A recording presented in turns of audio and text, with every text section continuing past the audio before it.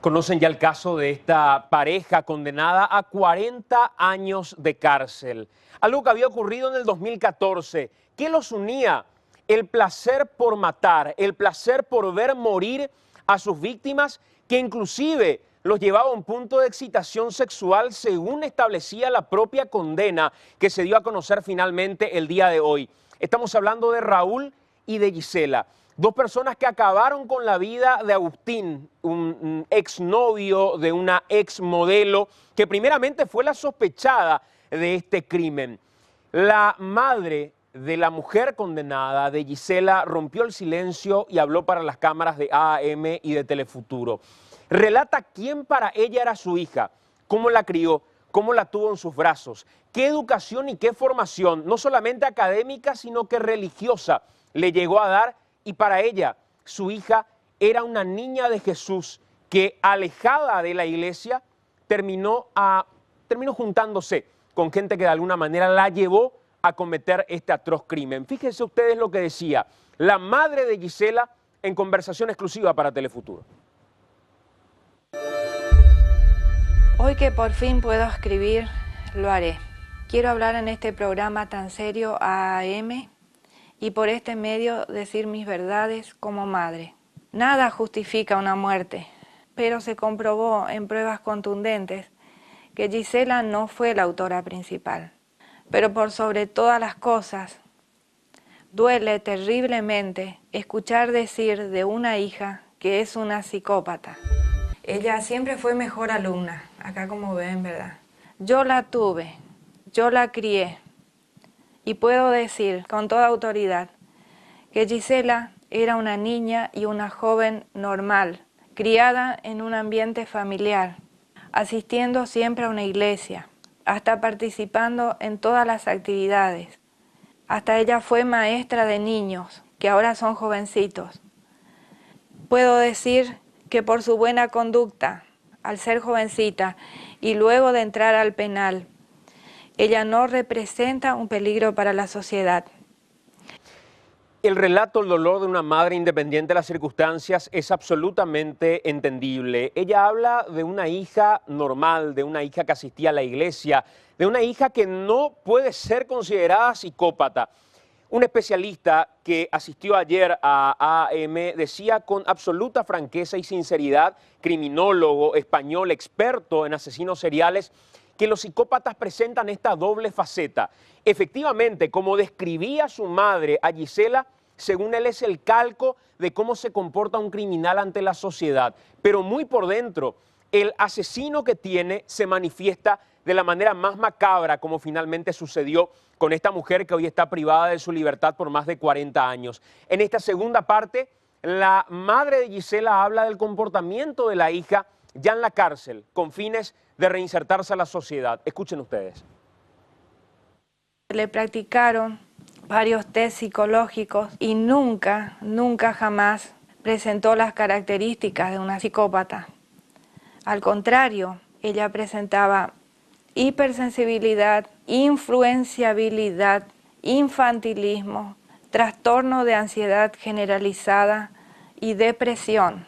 Rasgos que jamás se presentarían en una persona psicópata. El error más grande de su vida fue que de joven se alejó de Dios. Ella era una nena de Jesús. Y lo quiero decir como madre. Se alejó de Dios y empezó a tener malas compañías. Una de las malas compañías, como Raúl Torres, y escribí su nombre, quien conocía a la víctima. Lo que se comprobó en el juicio por los numerosos cruces de llamadas entre ellos, entre el condenado y la víctima.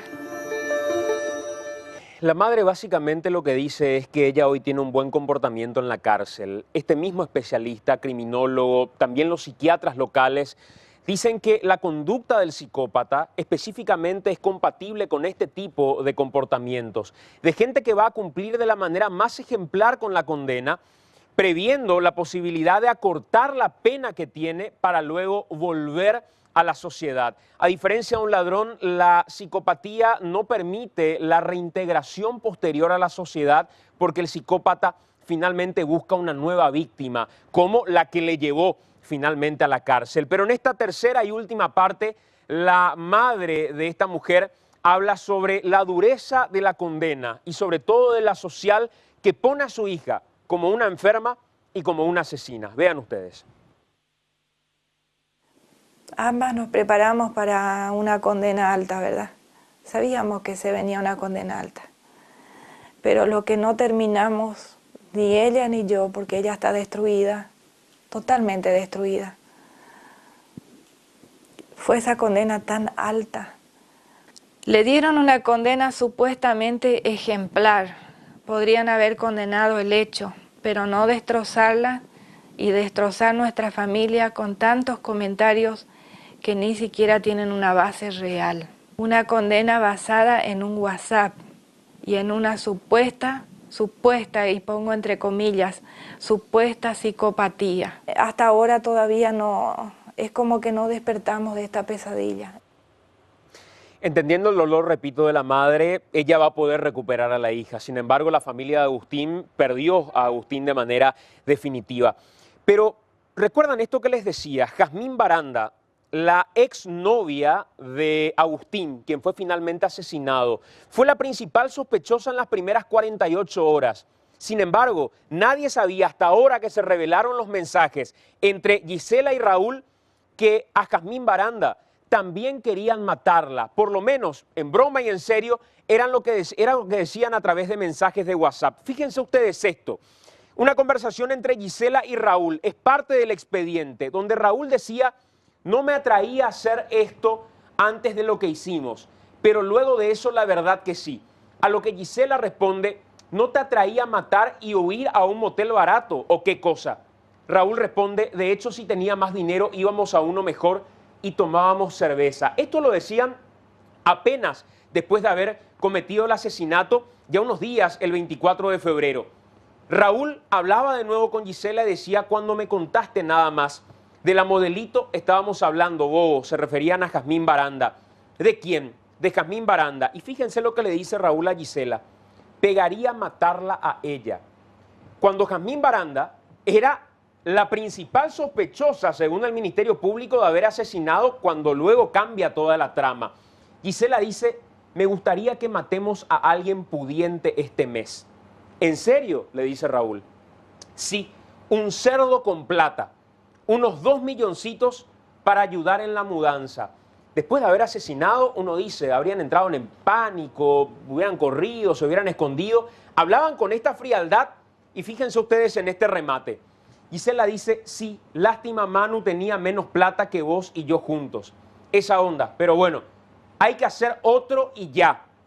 A lo que Gisela responde, es raro hacerlo por algo más que por el placer de matar, pero sería lindo tirarle ácido a alguna víctima.